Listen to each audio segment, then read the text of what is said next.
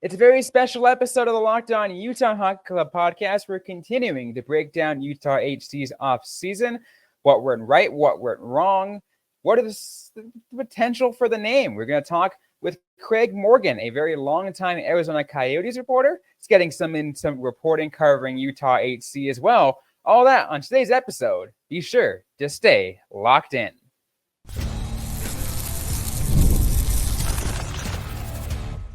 You are Locked On Utah Hockey Club, your daily podcast on the Utah Hockey Club, part of the Locked On Podcast Network, your team every day.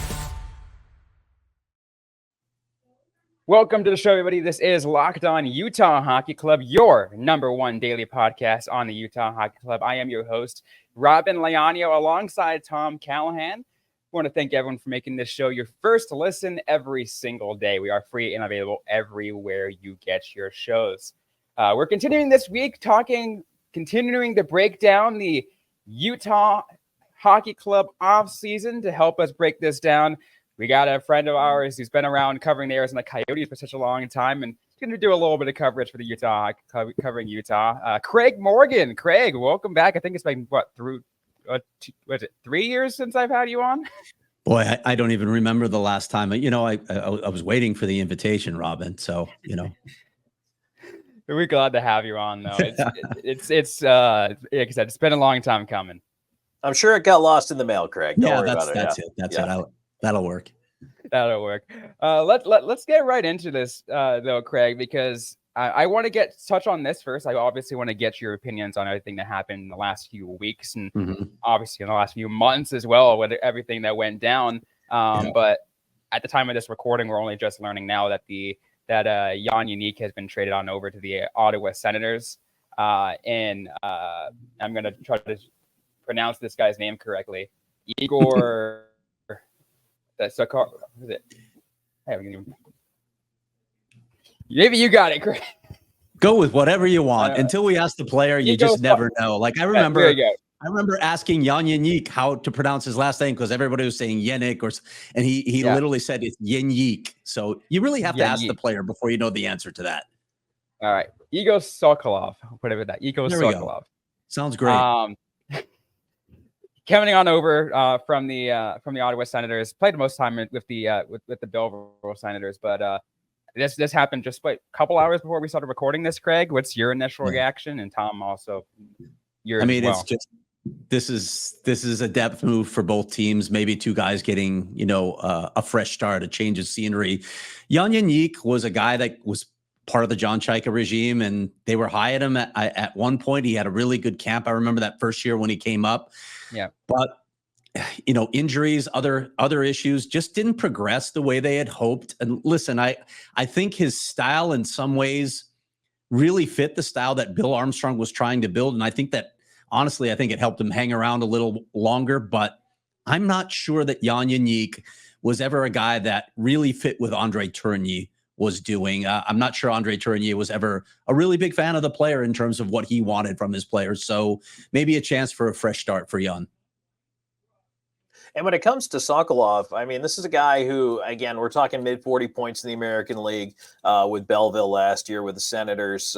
And he's up there in team scoring. Again, this is a depth move, which right now Utah is doing a nice job of. And Greg, this is actually, I'm kind of cheating, but I'll just throw this question in and let you kind of react to it. But I like what Utah is doing as far as what they've been doing the last couple of days, as far as acquiring some veteran presence, some bigger guys, some mid-tier scoring for the American Hockey League. It seems like they're really setting the Roadrunners up for success. And I think that obviously that's incredibly important in developing the prospects. And I just kind of wanted to get your take on that as well. Yeah, when I talked to Bill Armstrong before the draft, before free agency began, I wrote a primer sort of what to expect from Utah this offseason. And that was one of the things that he noted, that they wanted to improve their depth. So they were probably going to sign a bunch of two-way guys. The thinking there was not only to help Tucson, but also just to have better support for the NHL club in the event of injuries. They felt like they got in the situation where they either had to bring up veterans who maybe didn't help the NHL club enough, or they were rushing prospects who they would rather have down in Tucson getting the development time. So they wanted to fill in that gap. So they were allowing their young guys, their key prospects, to develop properly. So you can see some of the fruits of that. They've obviously been doing that this offseason. It's been largely a quiet free agency for Utah. And I know Brandon Montour's name was thrown out there, and I do think they had genuine interest.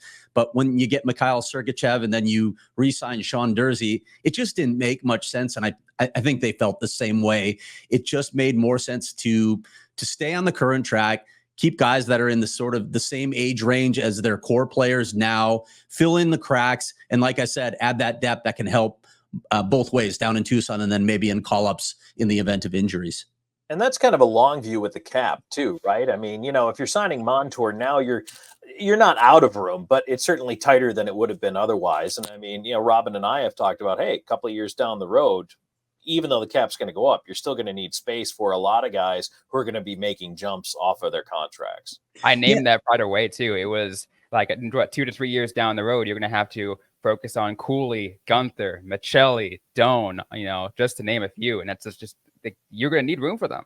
Yeah, you absolutely are. And the other reality is, what are you doing with Brandon Montour on the tail end of his career when he's fallen off as a player, maybe weighing you down? What's his role on the team? It just didn't make sense on a number of levels. I was kind of surprised to hear that they were in the mix in the first place. I'm not sure how serious it was, because I always expected Sean Durzi to come back. Listen, you don't know if you're going to get Sergachev, right? So that's part of the thinking there. But once those two deals went down, I was pretty certain that Brandon Montour was not a name that we were going to see joining the Utah Hockey Club. I'm actually a little surprised he went to Seattle, to be honest with you. Me too. That didn't go. I did not have them on my board as a fit for him, but why are they?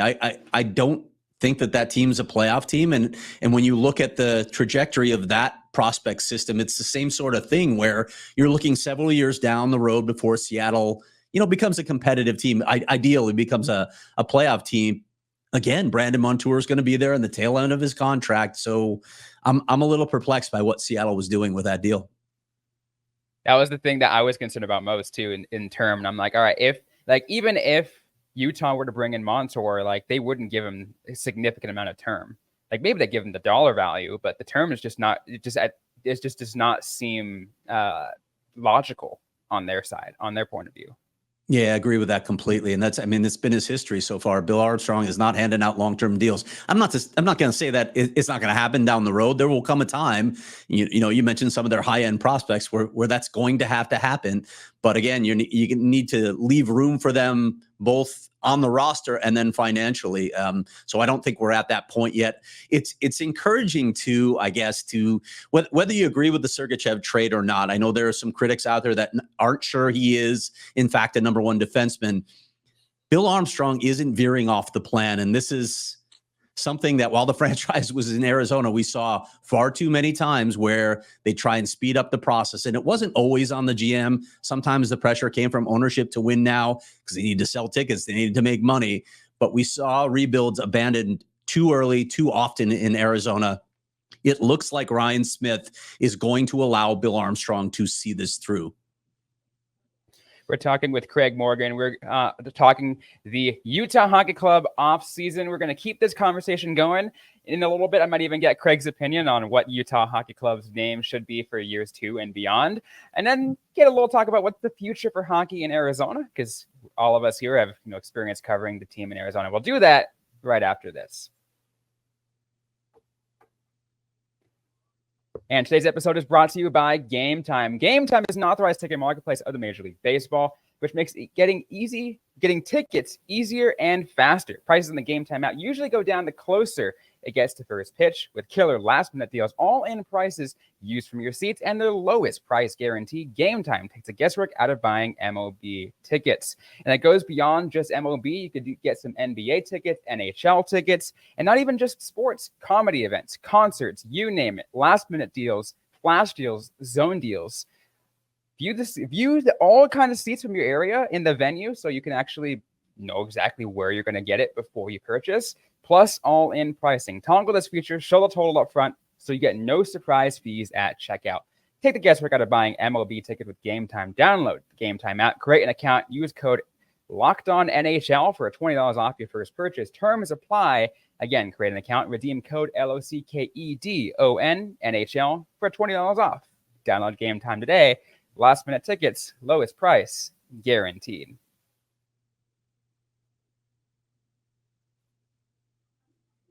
All right, let's keep going on talking with, once again, Craig Morgan. We're talking Utah Hockey Club offseason. Craig, one of the things I want to get your opinion about is what went down during the draft. Last weekend, Utah Hockey Club's very first draft, but for those that cover the Arizona Coyotes, we kind of already knew maybe what kind of route they might have gone down. A lot of us assumed that the 6th overall pick, Bill Armstrong, was going to go ahead and say, hey, go pick up that, defenseman, whoever it is, especially how stacked the defensive class was. But they instead go out and pick a forward in Tij Iginla. What's your opinion on that? And what do you think went through the brain of what went through the mind of Bill Armstrong for that pick? Yeah, and also through the minds of Daryl Plandowski and Ryan Jankowski, of course, the two guys at the head of that scouting department. I talked to Daryl after the draft, and it's funny that this draft was portrayed as a draft that was heavy on defensemen right at the top. After Macklin Celebrini, it was going to be maybe 4 or 5 defensemen that we could see go right away because they were that good. They were top 4, maybe top pair potential. And Daryl said that was the case really up until about mid-season. And then this group of forwards that we saw go 5 of the first 6 picks really started elevating themselves, and it changed the opinions of a lot of scouting staffs. Tij was one of those guys. He's obviously got the hockey pedigree.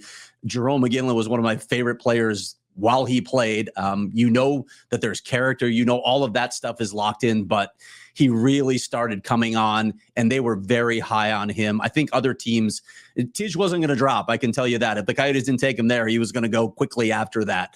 So he did it on his own. And it's interesting because I talked to Dylan Gunther about him too when he was in Seattle. He didn't play that one year very much. It was sort of more like a development year for him, but he used it wisely, and then he came on that next season big time.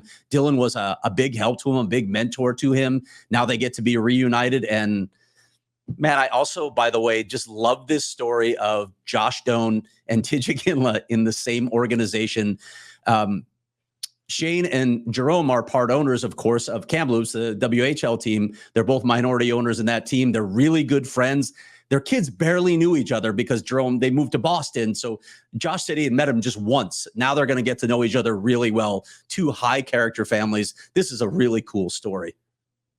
It really is. And one of the other things that kind of ran through my head too, when they picked Iginla, number one, obviously the bloodline is very, very solid and you like what you see out of the player. But the other thing that occurred to me, I said, okay, well, if Utah's not going for a defenseman here, Craig, there's got to be other things in the hopper. They have other plans. And we very quickly saw that come to the fore. Yeah, again, I don't know if Mikhail Sergachev is going to be a number 1 defenseman. He played with very good players in Tampa. He had a perennial Norris Trophy candidate in Victor Hedman to learn from and to shield him somewhat. So we'll see. But flip side, I know he's banged up. He had couple of bad injuries last season. It's really hard to judge anything he did last season.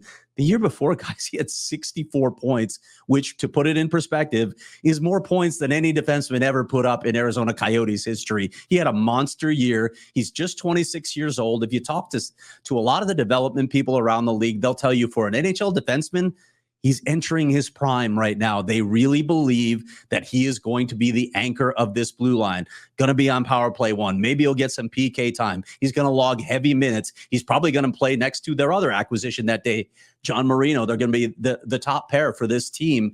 They have high hopes for him. And listen, I know the acquisition cost was significant. I really liked what JJ Mosier had done. He really surprised people by stepping into this lineup as quickly as he did, even though I thought he tailed off a little bit last season. But also you give up Connor Geekie, who is a big center prospect. You are not deep on center prospects in this system. Their attitude was, if you can go out and get a number 1 defenseman, you do it, because you have to have that anchor if you hope to make the playoffs, if you hope to win cups. Speaking of winning cups, I think bringing in Cole might be my most underrated acquisition so far for this Utah hockey team. I really like Ian Cole coming in.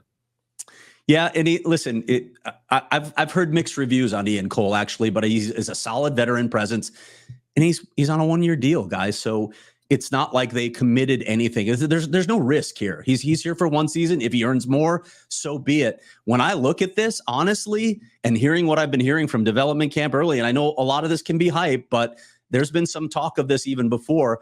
I wonder if Ian Cole is a 1-year stopgap to Dimiti Simashev, who is apparently just wowing people up at development camp in Park City, Utah right now.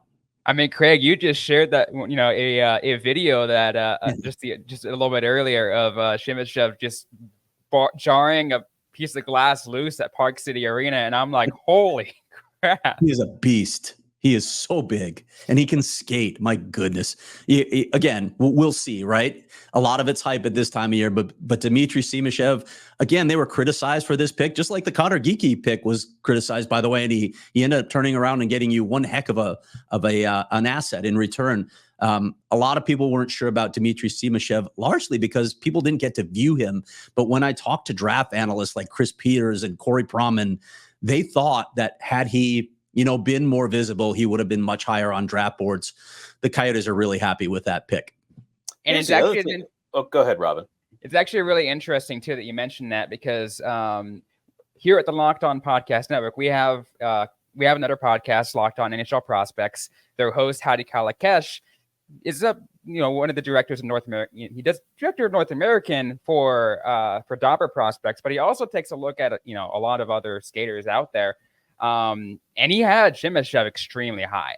He's like, yeah, I like I don't know why people don't like Simashev. I think this guy's going to do some great things. Yeah, I was almost wondering if they were going to, when we heard talk of all the other defensemen that were going, I was wondering if Bill was going to go get another 6'7" guy just to have like the tallest blue line in NHL history. But I suppose that's still a possibility down the road. Well, and Zdeno Chara is probably waiting for his phone to ring right now as we speak. But, so Craig, that's an interesting thing too, is in the Bill Armstrong era, we've seen the blueprint, right? Is size, is strength, but it's a little different than it was back in the Darian Hatcher era. Yes. I mean, these guys aren't pylons anymore on defense. They're big and they're athletic, and it's just a totally different era in the NHL right now. Yeah, you can't be a pylon in today's NHL because the game has just gotten so fast. Skating is at a premium. There's no way those guys can survive. I mean, you might see those guys on third pairs logging short minutes, but you can't survive like that in the NHL anymore. You have to be able to move. What I find remarkable is these guys who are 6'5", 6'6", 6'7" can skate so well. It tells you about sports science and how that's taken leaps and bounds as well. But it's going to be a really interesting team to watch as they start to come to fruition. Bill loves size, particularly on the blue line. He's talked about the thing he likes about it most, I think, is the reach. If the guy can move, when you're talking about that sort of wingspan, you just defend more space because you take up more space. It'll be fascinating to see this blue line start to take shape. And it's not that far away because some of these guys are going to be in Tucson. And like I mentioned, Simashev could skip the AHL altogether and just jump right from Locomotive right to the NHL next season. It's getting really close to that point. I think what people are saying might even only be a year away. Yeah. It's going to be really exciting. Moving on though, Tom and Craig, I want to get your opinion on on what the Utah Hockey Club's name should be in the years down the road. Because I saw the comment that when I first put the poll out there. You've got some opinions. I do have some strong opinions. It boils down to this. I don't like singular nicknames. By and large, I do not like singular nicknames. I don't get it. It's awkward in our business, right? In writing, it's just bizarre. Wait, is this singular? Is this plural? What do you call the players? I'm he's a Yeti. What? It doesn't make sense to me. And I know there are people out there like, oh, Yeti is plural. It's the common vernacular. Sorry, this is journalism. Yeti is not plural in any dictionary or in the AP style book. Yetis is plural. And if you want to get away with Yeti, okay. I'm not okay with it, but I think a lot of people might be. I'd prefer Yetis, but please don't do Mammoth. Don't do Mammoth. What? I don't know any common vernacular where Mammoth is the plural of Mammoth. So you can't even use that excuse. It's just, in my opinion, a terrible name. See, it's really interesting that you mentioned that too, because like I was kind of a little bit on the Mammoth train for a little bit, but I was kind of understanding where you're coming with on that one. The Yeti versus Yetis, you could really, split hairs on that one in whatever way you can. I think the argument that everyone's been making for the singular version is because the alliteration sounds so much better when you just say it out loud, Utah Yeti. But other than that, you're right. I mean, if you're writing, it's like, how are you referencing it? I don't know. I feel like there's a marketing tie-in for the Yeti right there, right? Jersey patch, boom, insulated tumbler company. See, you can get yourself in trouble there too, right? With copyright issues. By the way, you got to watch out about a footprint patch too, because you might be infringing on the Colorado Avalanche's copyright. So all sorts of things to think about here. And by the way, that latter one that I just mentioned, I know that's on Gary Bettman's radar. I bet it is. It definitely would be. So I want to talk a little bit about the transition for this team right now. And I want to talk about Tucson, because that affects not only the Arizona hockey market, but also Utah Hockey Club. It's been kind of an oddball summer for the Roadrunners. And, with the back and forth, are we playing in, Phoenix or not? Are we spending the whole season here? Now we know they will at least play all the home games in Tucson. But what's your take on where that sits right now? And especially vis-a-vis the whole, is the franchise even relocating down the line here? Yeah. Well, as you know, Alex Morello Jr.'s grand plan was to move the Roadrunners full-time to the Valley. He wanted to play all the games at Mullet. Right. Forgot to check with all the stakeholders first. That wasn't a possibility at Mullet. You have to get AHL Board of Governor approval. And of course, you had 2 years remaining on your lease at Tucson Arena. So after all those talks, it came down to, okay, we're only going to play 6 games, which was only one more than was allowed already in the contract. That was the compromise. And in Tucson gave some financial benefits to the Roadrunners for that. And the Roadrunners signed a 3rd year on that lease. So that's how that all worked out. And then, of course, the land auction was canceled and out of spite. And it was quite clear that it was spite. I hope you don't mind me saying that on your podcast. Mm-hmm. The Morellos decided they were going to pull the plug on those plans for the Roadrunners to play in Phoenix at all. They're going to play all 36 games in Tucson. As I mentioned before, they had 2 years remaining. Now it's 3 years. Alex Morello is building an arena up in Reno, Nevada that is supposed to come online in the fall of 2026. We'll see what sort of schedule construction timelines keep that on. But so let's say it's 26 or 27. That's the timeline for the Roadrunners. And guys, I am telling you, I've talked to sources very close to this who are convinced, who are certain that the Roadrunners are heading to Reno after that. Does it make sense for that ownership group to keep an AHL team in the long run? That's a really good question. And listen, we're going to see how this plays out with Utah. They're going to remain their AHL affiliate this season because Utah has so many other balls in the air right now. Sure. Ryan Smith was not ready for a team. He wanted an expansion team. This happened really quickly, and it's going to be a struggle in Utah for a season. That's not his fault. He's going to do everything he can to support the players and the staff. It just takes time to get all these things taken care of. One of those things he didn't want to deal with was the AHL affiliate. That was already locked in. What happens after next season? I don't know yet. We're gonna wait and see. I'm not sure how thrilled Utah management would be with the idea of working with the Morellos down here past this season, but Ryan Smith has to make his own business decisions. If they don't have an affiliate past this season, I'm curious how they think they're going to make this work. You can operate as an independent franchise in the AHL, sure, although just about a large number of the NHL franchises have their own AHL affiliate. And I think it's even more advantageous in the West where travel's an issue. I don't know how you get players. I don't know how you get staff to come work for you. And here's the other thing to think about if they are an independent franchise. The Morellos do not exactly have a great reputation in hockey circles, particularly in NHL circles. Do they really think that they're going to be able to strike these sorts of relationships? That's something to watch down the road. As someone who has worked for many ownership groups in many different places, I can 1,000,000% tell you that that is important to everybody affiliated with any sort of hockey team. Absolutely. It's going to be really interesting to see how that turns out. It's we'll definitely have to see. But I want to get Craig's opinion on what's going to be coming up for the future of hockey in Arizona. You know, maybe what the scope of what could happen, how many years down the road, whatever it might be. We'll do that right after this.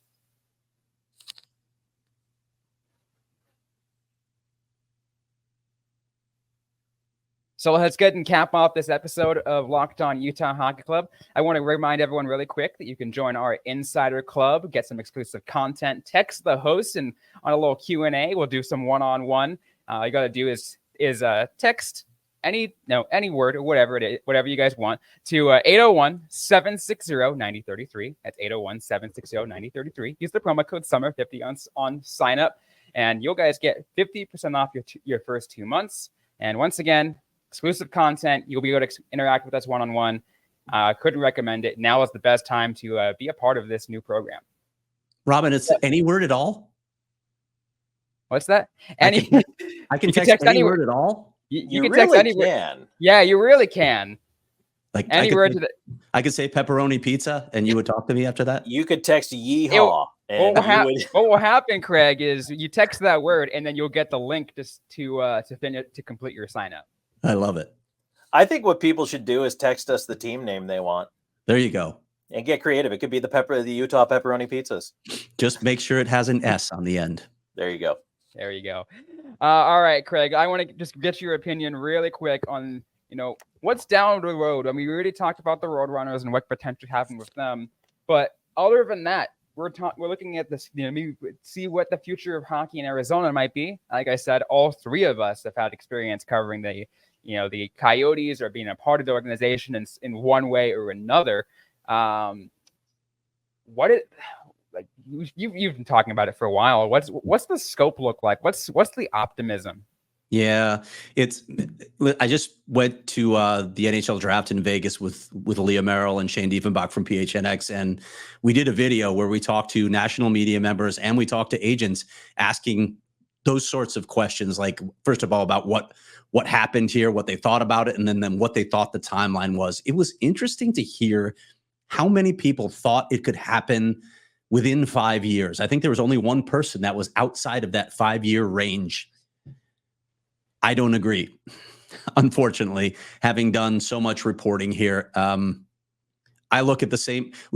I know that there are groups that are interested. I have spoken to these groups, but you never know how serious and how capable these groups are until it comes time to put down some money, until it comes time to get an arena planned and actually built. So first off is the ownership group, but the huge issue is the same issue that has existed here ever since Steve Ellman made the very bad decision to move the team to Glendale back in 2003. Of course, he was interested in real estate, not the team, but that was the original sin of this franchise. You need an arena, and you need it in the right part of town. And by the way, arenas are not cheap. When you start looking at the total cost, I don't know what the expansion price is going to be when the NHL finally sets it. Maybe it's $1.5 billion. I mean, the Coyotes just sold for 1.2 with a relocation fee, and we can talk for a while about whether the Arizona Coyotes were worth $1 billion. I don't think they were, but the expansion price is going to be what it is. So you've got to put that down, and then you got to build an arena, and then you have to get public support, because unlike the NFL, I just don't see groups out there who can do this without some sort of public support, whatever form it takes in tax abatements, etc. We have seen over and over again in this market, there's no will. It's almost political suicide to offer those sorts of incentives to teams. So those are major hurdles to cross. I have a hard time believing NHL hockey is going to be back in the Valley within 5 years. I think there's a lot of work to be done. Craig, I know that when Sarver was with the Suns, there was no appetite to work with the Coyotes because the city was, interested in pumping money into America West. Has that ship completely sailed on the possibility of a reno on that already existing building to bring hockey back there? Well, again, you'd have to pay the price for expansion, right? Matt Ishbia is not paying $1 billion for the Coyotes or more if they charge more. Matt Ishbia doesn't think the Coyotes are worth it. He doesn't think an expansion franchise is worth it. And then you have to sink money into renovation. Listen, I've heard estimates of 200, 250, 300 million to renovate that place, which, by the way, with the last renovation, made further incursions into the lower bowl and made it even tougher to house hockey. It's a huge price tag. I don't think Matt Ishbia is anywhere near thinking about that at present. If he's the guy, if he's the savior in the end, you got to look way down the road to when the lease expires at Footprint Center in 2037, or at least when he can escape it maybe a few years earlier, with the promise of getting what I think he wants, a new arena downtown. That could be the way that you could house both teams. They have to be owned by the same guy. We already know that the NHL is not going to be a tenant in somebody else's building because it doesn't work financially. So that's the only way that I can see it with Matt Ishbia, and that's a long way down the road. So if we're talking about a quicker return to the NHL, to this market, it's got to be with some other ownership group. I don't see Matt Ishbia being that guy in the short term. What's your most optimistic time frame? For me, like 7 years. Like when I look at all the history of franchises that have left, and I don't want to say this is the only way of judging it, but the fastest a team ever got a team back after losing it in the NHL is Minnesota within 7 years. And that's Minnesota. That's state of hockey. They're kind of bonkers about hockey there. It's just not an easy process. It's so complex.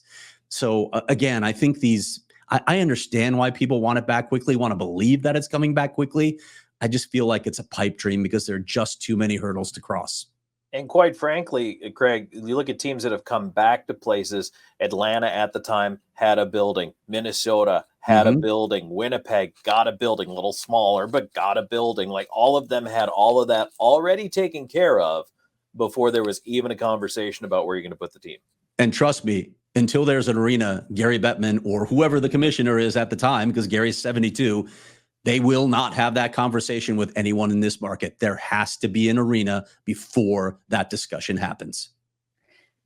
Absolutely. And I think that's kind of thing everyone needs to know about. And like, I'm with you. I'm like that 7 years, probably the most optimistic. I was like saying like, yeah, we're looking at 10 to 15 years probably. And could be like, it could very well be that way. I know there's a lot of remnant Coyotes fans listening to the show, and I'm sorry for you guys to hear that, but that just seems to be the cold hard truth about that one. But I want to kind of shift things back really quick. We're running a little bit out of time on this one, Craig. But now looking forward for the Utah Hockey Club, the team, the acquisitions they made that we talked about. How close do you see this team making to being a truly competitive team, ready to get fight in the playoffs? I don't think Utah fans want to hear this, but I mean, I guess they could contend for a playoff spot as soon as not this next season, but the season after that. But if you're talking about a cup contender and you look at history by and large, especially for teams that don't have any lottery success, and we know what this franchise's lottery luck looks like, it takes a long time. It can take 8, 9, 10 years before you're a cup contender. They're in year 4 of the rebuild. So be patient. I'm glad that they're allowing Bill Armstrong to do this thing the right way, but there's still plenty of holes. So you can get excited about the prospects. I really like the situation on their blue line. I think they've really built out a lot of depth. I like their goaltending prospect system as well. They've got really nice pieces there that they're really happy with their development. But when I look up front, I see a couple pieces. I don't see nearly enough depth up front yet. And what I really don't see more than anything, especially with Connor Geekie going out the door, they need more help at the center position. They're not there yet. They're not with the personnel they have. Even if Logan Cooley takes off, I don't think this is a team that has the personnel in the middle to be a cup contender. One thing I'll say on that, when you look through history at all the teams that have won cups recently, and by and large, they all have that guy. They have that number one center. St. Louis, where Bill Armstrong cut his teeth, is an exception where they managed to acquire those guys in trades. It just doesn't happen very often. Vegas went out and got Jack Eichel. It can happen. It's just not easy to do. If they can't draft that guy, they're going to have to figure out how they can acquire him another way, because you do need that piece. Well, Craig, we really appreciate you coming on this show. Where can our listeners find your work? I mean, I'm sure a lot of our listeners already know who you are, but go ahead and share where they can find your work and on social media. Yeah, for Utah hockey coverage, you can go to allcitynetwork.com and you'll find it there. But you can also find me, of course, on Twitter at Craig S. Morgan, where I've been for a long time. It's weird to say that you can find hockey coverage from me somewhere else, but we're giving it a try. I'm going to write from time to time on the Utah Hockey Club. I have a lot of relationships, a lot of connections there. And obviously, as you guys know, I love this game, so I want to stay involved somehow. Certainly. Well, that's going to be it for this episode of Locked On Utah Hockey Club. If you guys liked what you heard, don't forget to leave a review, like, comment, subscribe if you have yet to already. Once again, we're available everywhere you get your shows. Don't forget to interact with us on social media. We are on the app formerly known as Twitter, now called X, at LO_NHL Utah. I am personally at Robyn_Leano, and Tom Callahan is at Callahan on air. Mention us, send us a DM, interact with us, ask a question you might have. We might answer right back or on a future episode of the Locked On Utah Hockey Club podcast. Thanks again, everyone, for listening to this episode, and thanks again to Craig for coming on today. We'll see you guys next time.